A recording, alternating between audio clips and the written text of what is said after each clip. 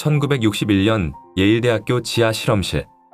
40살의 평범한 회계사 프레드 프로지는 낯선 의자에 앉은 남자를 바라보고 있었습니다. 그의 손에는 전기 충격 장치가 쥐어져 있었습니다. 옆에 서 있던 흰 가운의 연구원이 말했습니다. 계속하십시오. 실험에는 당신의 참여가 필요합니다. 상대방은 비명을 질렀습니다. 프로지의 손이 떨렸습니다. 하지만 그는 버튼을 눌렀습니다. 450V. 치사량의 전기 충격이었습니다. 물론 실제 전기가 흐른 것은 아니었습니다. 이것은 역사상 가장 충격적인 심리학 실험이었습니다. 스탠리 밀그램의 복종 실험. 평범한 사람은 권위자의 명령에 어디까지 복종할까요? 결과는 인류를 경악하게 만들었습니다. 밀그램은 실험 전에 동료 심리학자 39명에게 물었습니다. 참가자 중 몇 %가 끝까지 복종할 것 같은가? 평균 예측은 1.2%였습니다. 1000명 중 12명. 그것도 사이코패스 성향을 가진 극소수만 그럴 거라고 했습니다. 실험은 이렇게 진행되었습니다. 참가자는 선생 역할을 맡습니다. 옆방의 학생이 문제를 틀리면 전기 충격을 줘야 합니다. 15V부터 시작해서 틀릴 때마다 15V씩 올립니다. 최대 450V까지. 학생은 사실 연기자였습니다.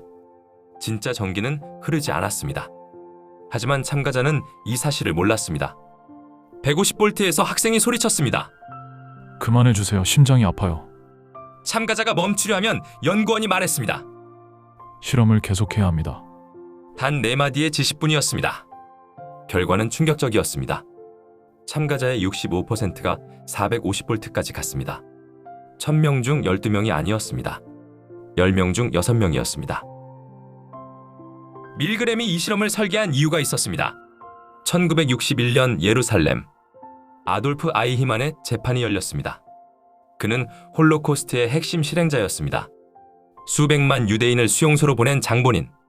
사람들은 괴물 같은 인간을 기대했습니다. 하지만 법정에선 아이히만은 달랐습니다. 평범했습니다. 놀라울 정도로 평범했습니다. 그는 반복해서 말했습니다. 나는 명령에 따랐을 뿐입니다. 철학자 한나 아렌트는 이 재판을 지켜보았습니다. 그녀는 깨달았습니다. 악은 괴물에게서 오지 않는다. 평범한 사람이 생각을 멈추었을 때 악이 시작된다.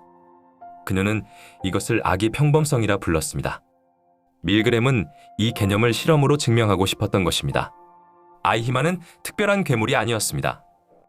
우리 중 누구라도 그 자리에 있었다면 같은 선택을 했을지 모릅니다. 왜 사람들은 복종할까요? 밀그램은 핵심 개념을 발견했습니다. 대리인 상태입니다. 사람은 권위자 앞에 서면 자율적 존재에서 대리인으로 전환됩니다. 판단의 주체가 바뀌는 겁니다. 내가 결정하는 것이 아닙니다. 권위자가 결정합니다. 나는 실행만 합니다. 이 순간 놀라운 일이 벌어집니다. 죄책감이 사라집니다. 책임감도 사라집니다. 왜냐하면 내 결정이 아니니까요. 실험에서 참가자들은 자주 이렇게 말했습니다. 제가 한 게 아닙니다. 당신이 시킨 겁니다. 두 번째 요인은 점진적 상승입니다. 처음부터 450V를 누르라고 했다면 대부분 거부했을 겁니다. 하지만 15V부터 시작합니다. 15V는 아무것도 아닙니다. 30V도 괜찮습니다. 45V도 별것 아닙니다. 작은 복종이 쌓이면 큰 복종이 됩니다. 세 번째 요인은 상황의 힘입니다. 실험실이라는 공간, 흰 가운이라는 권위의 상징, 대학이라는 기관의 권위, 이 모든 것이 복종을 만들었습니다. 2004년 이라크 아부그라이브 교도소. 미군 병사들의 포로 학대 사진이 전 세계에 공개되었습니다. 사진 속 병사들은 웃고 있었습니다. 포로를 벌거벗긴 채 인간 피라미드를 만들고 개주를 채워 끌고 다녔습니다. 병사 중 한 명인 린디 잉글랜드는 24살이었습니다. 웨스트 버지니아 출신의 평범한 여성이었습니다. 사건 전까지 범죄 기록은 없었습니다. 재판에서 그녀는 말했습니다. 상관들이 하라고 했습니다. 심리학자 필립 짐바르도는 이 사건을 분석했습니다.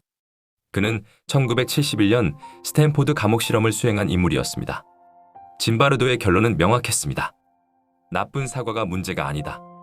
나쁜 상자가 문제다. 환경이 사람을 변화시킨다.